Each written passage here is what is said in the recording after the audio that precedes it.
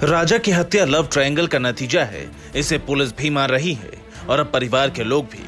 लेकिन इस पूरे केस में एक हैरान करने वाला खुलासा हुआ है, खुलासा मंगल दोष को लेकर। इस केस में सबसे चौंकाने वाली बात ये कि अब तक लोग यही सोच रहे थे कि अगर सोनम को राजा रघुवंशी से शादी नहीं करनी थी तो उसने शादी से पहले ही इनकार क्यों नहीं किया।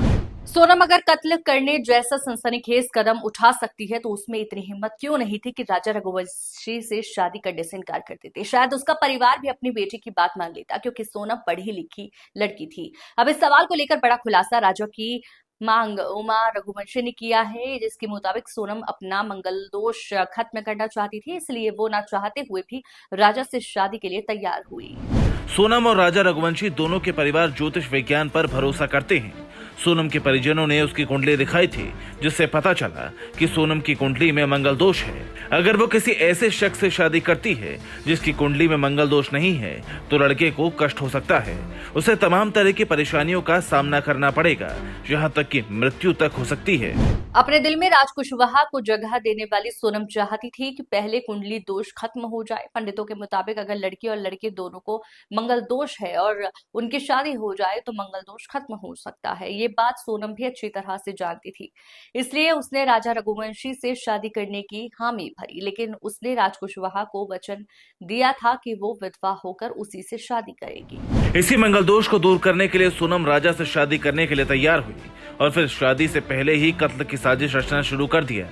सोनम को अंदाजा नहीं था कि ये मामला इतना हाई प्रोफाइल हो जाएगा। साजिश के तहत राजा की हत्या तो गहरी खाई में गिरकर हादसा बताकर परिवार वालों को सूचना देने की थी, लेकिन इससे पहले ही पुलिस जांच तेज हो गई। पुलिस ने स्कूटी बरामद कर ली।